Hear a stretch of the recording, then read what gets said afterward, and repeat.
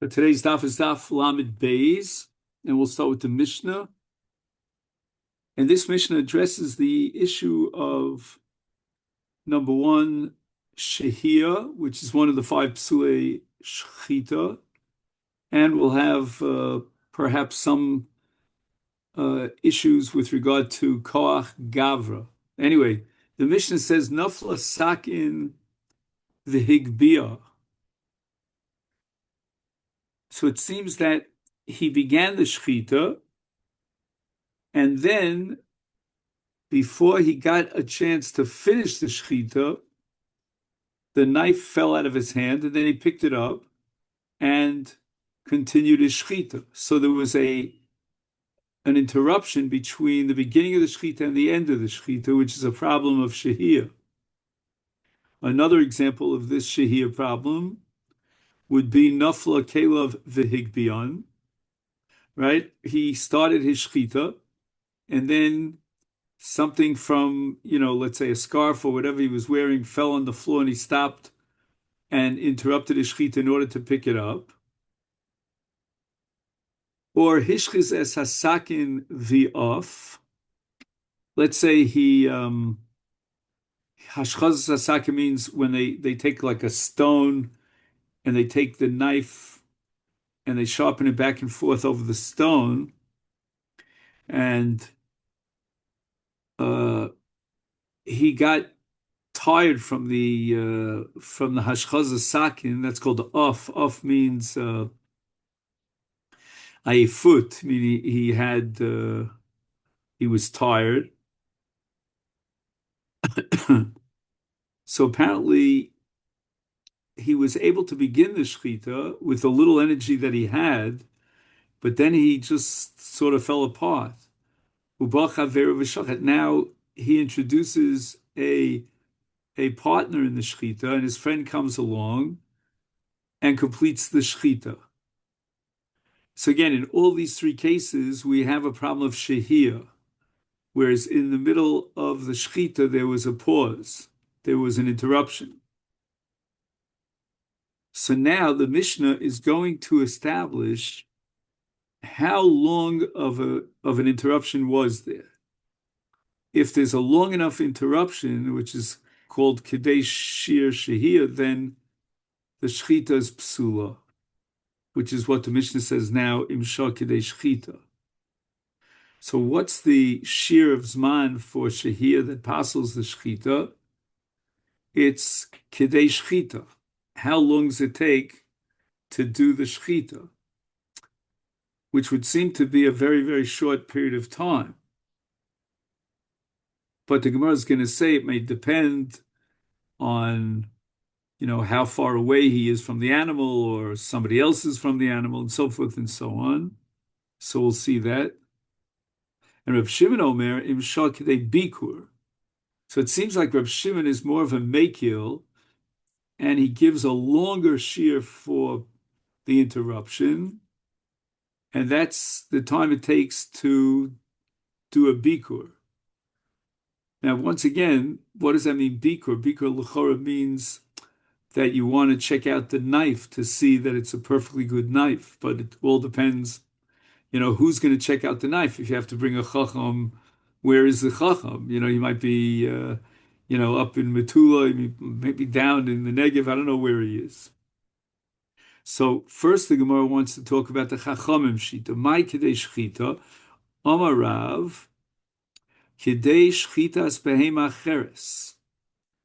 In other words, how long would it take to bring another animal and shecht another animal? So now you have to include in the shir of Shia the time it would take to bring another animal. So that's a kula, because again, you're extending the time period for the psul of shehiyah. However, the Gemara is not clear about Rav. What does he mean, kedei shchitas behema cheres? Amrile, Rav Kahana, Rav Asi Rav. Both of these great Amoraim said to Rav, kedei shchitas behema lebehema v'of la'of, o dilma af behema li'of. Now, apparently, to shecht an oaf is a much shorter period of time, either because of the makeup of the oath, the structure and so forth, or because you only need one simon, let's say. So maybe, and this is where the Amoraim were vacillating, maybe we should say, well, if it's a behema that he's shechting, then the shir shia depends upon how long it would take to shecht a behema, which takes a lot more time than it would for an oath. On the other hand, if he's shechting an oath, then the shir shia should be how long would it take him to shecht an oath.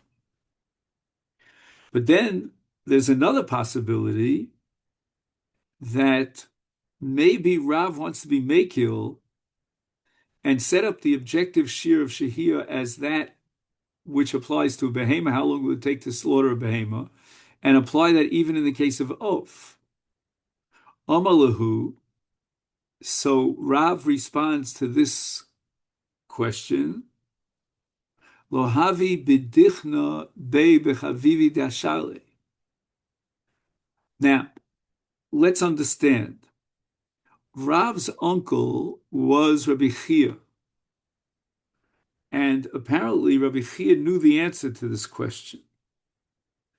Right? Rav was the son of Rabbi Chia's brother and sister, who were not blood relatives. They came from different parents.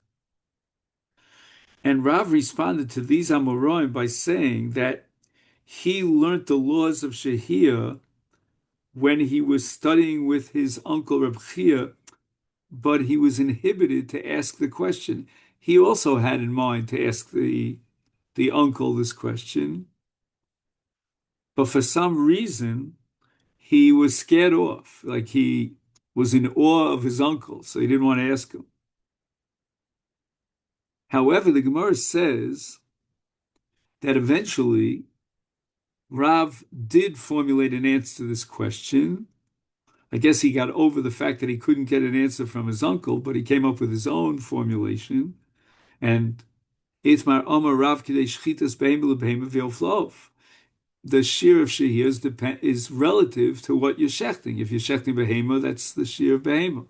If you're shechting of shear of Shmuel Amarfim behema, and Shmuel was the mekil who went as far as to say that we extend the shear of shehiyah, even in the case of an oath, and we're going to use the longer period of time, which would be the shear of shchitas behema. So that's the kula of Shmuel in the case of shchitas ha'of.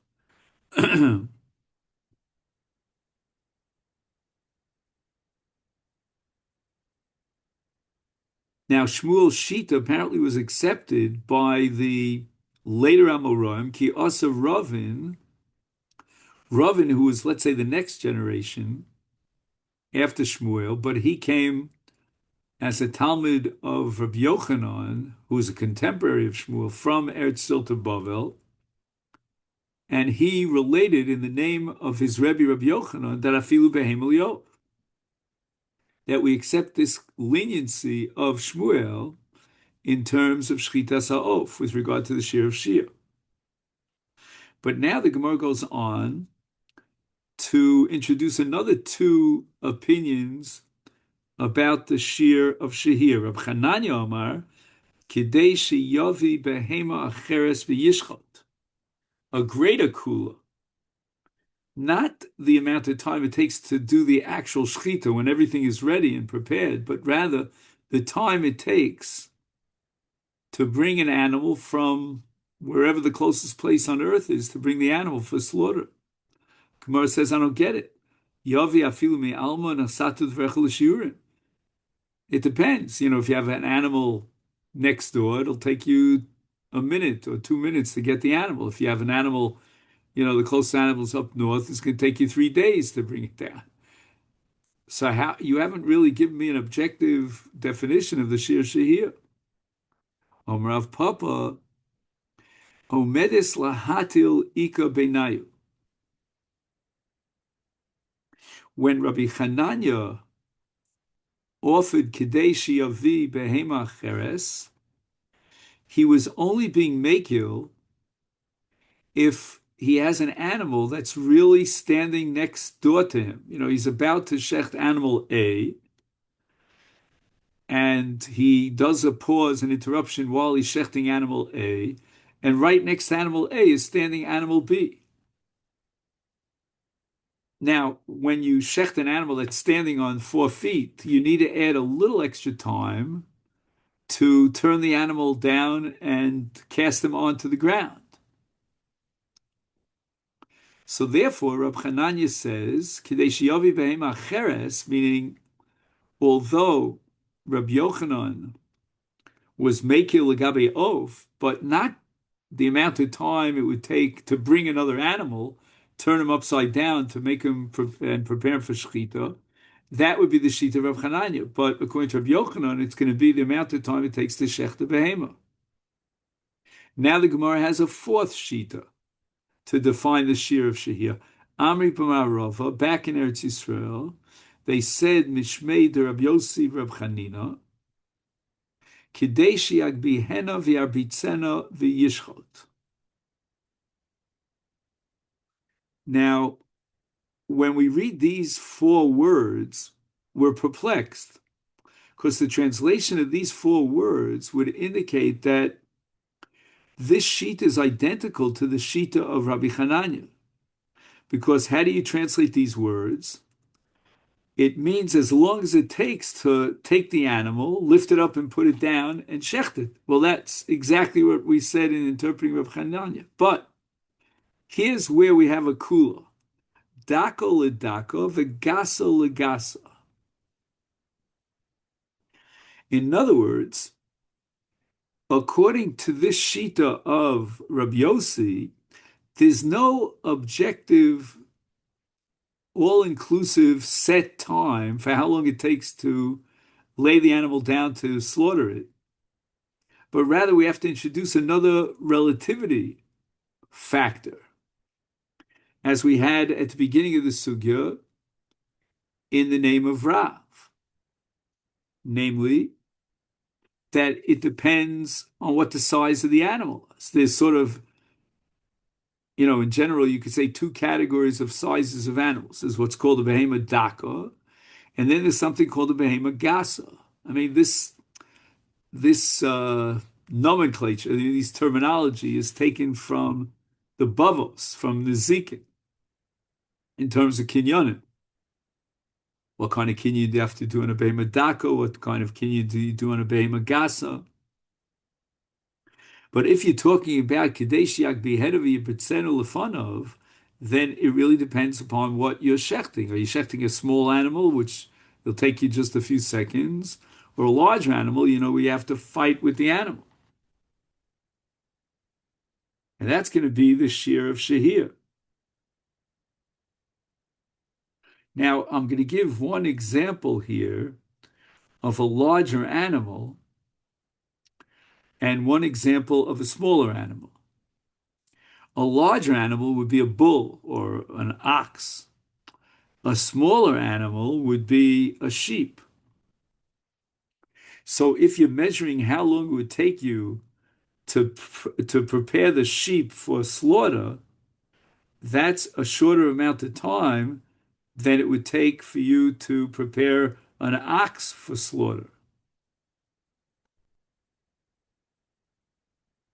Omar Rava says, Hashochet besakin roa, if a person has a very dull knife, is afilu kol yom kulo.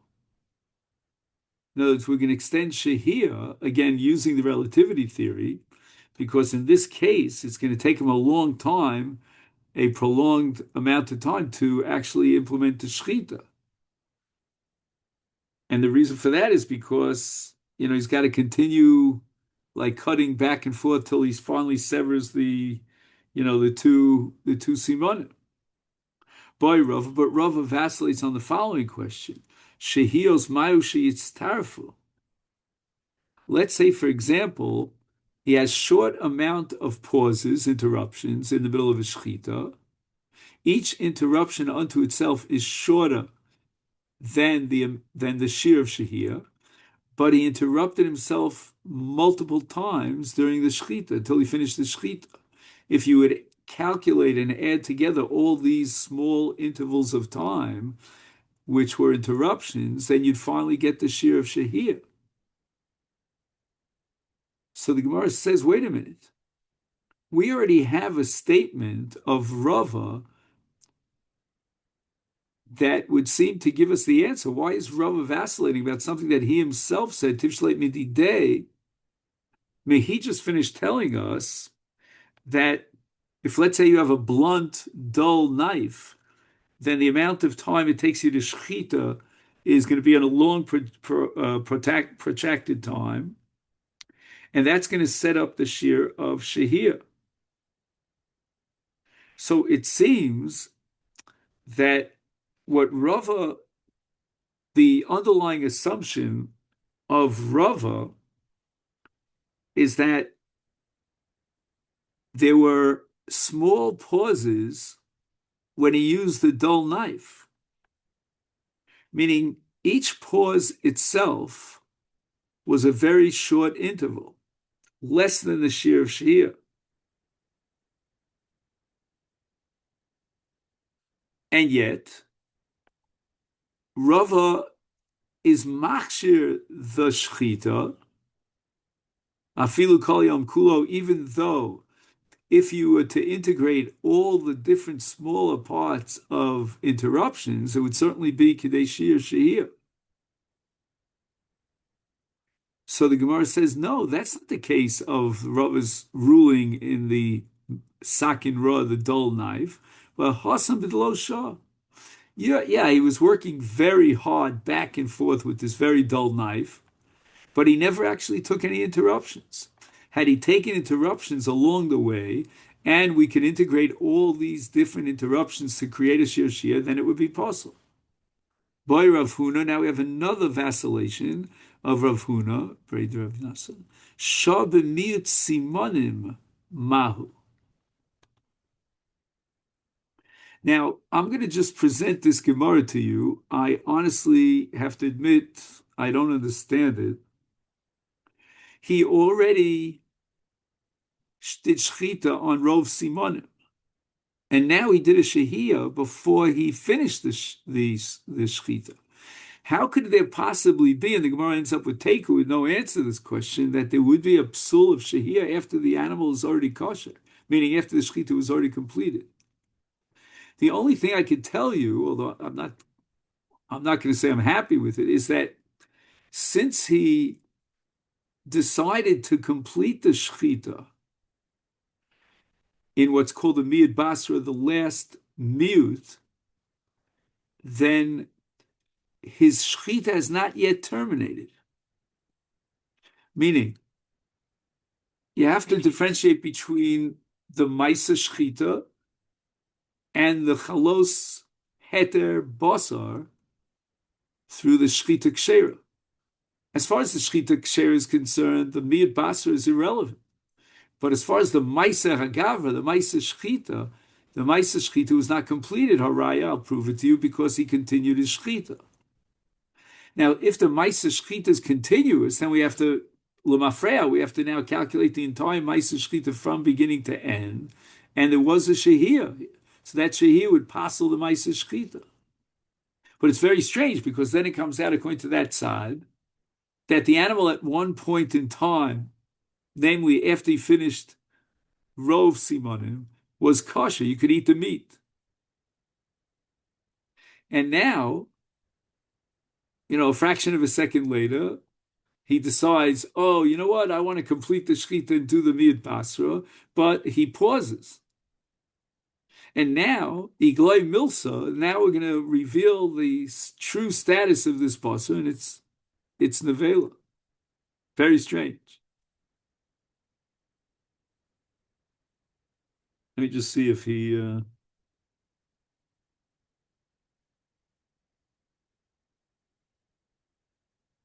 No, I don't see that he touches on this.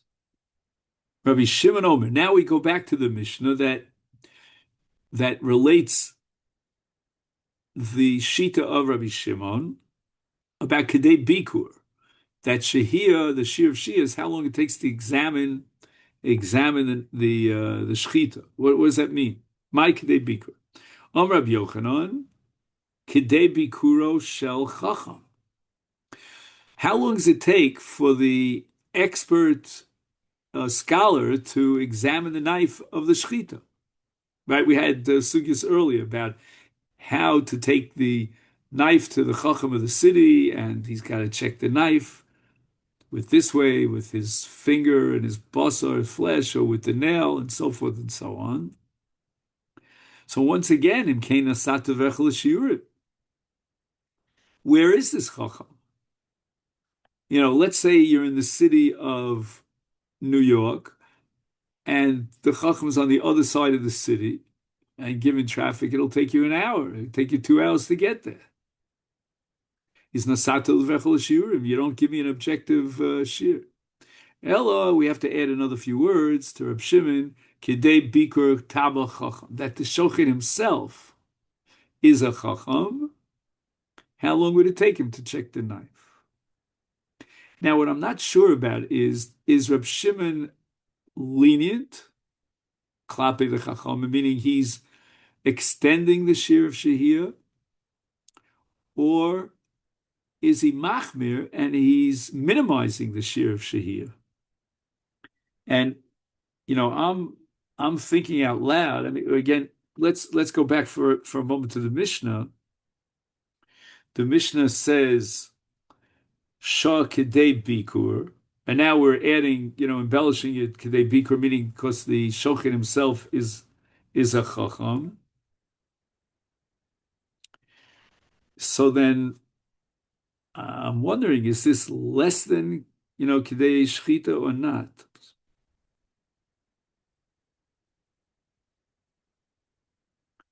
Let's just see if I don't know. I've been very disappointed lately.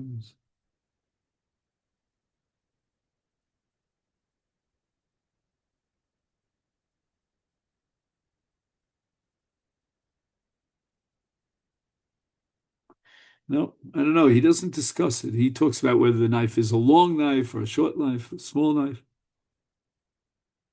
Let's just think for a second.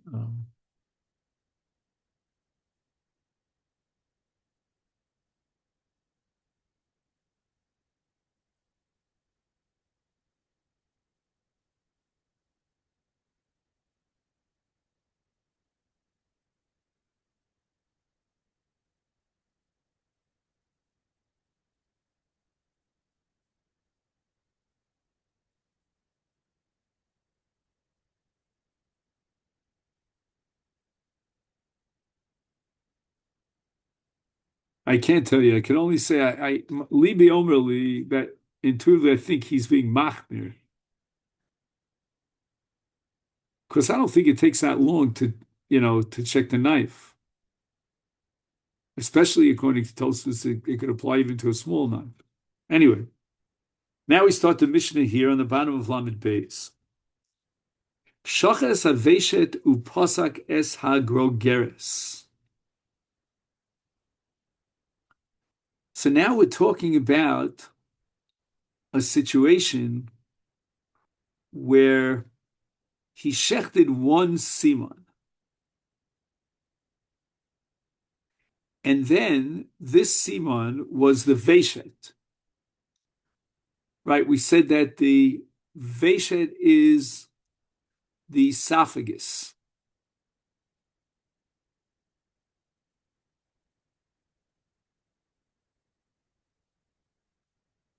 And the grogeres is the kana. And it says here, upasak es grogeres.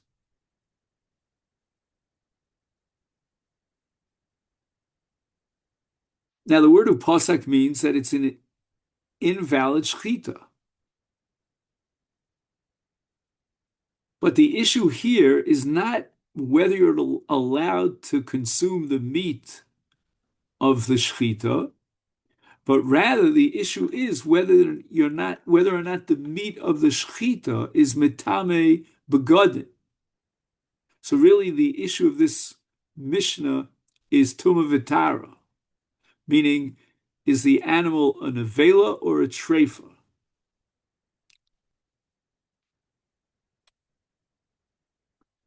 Now we have another case, and we'll see how the Mishnah paskins. Oh, posak es agrogeres. Right, the problem was with the grogeres. He did not do a proper shchita on the grogeres, on the windpipe, as we called it. The achakach shachar es aveshet. Again, the order switched around, but he only did a shchita on the veshet. And in the first case, once again, he only did a shchita on the veshet. Now, you and I might have said that since in the second case he was posak as a grogeres, at that point, the animal becomes a treifa. And now the shchita of the veshet, subsequent to the psikas hagrogeres, should be mitayr midei nevela. But the Mishnah seems to assume that this is going to be an issue, even though he messed up first and foremost on the first simon. Oh, here's another case. Shachat echamem vehimtin la ad shemesa.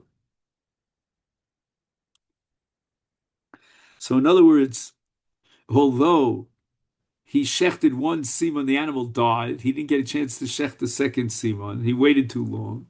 Again, you have to say he waited not the shear of shehir, because otherwise, you didn't have to wait till it died. Oh, shehichlit es asaki tachas hasheni upsako. Once again, there was a psul in the shchita in the second simon.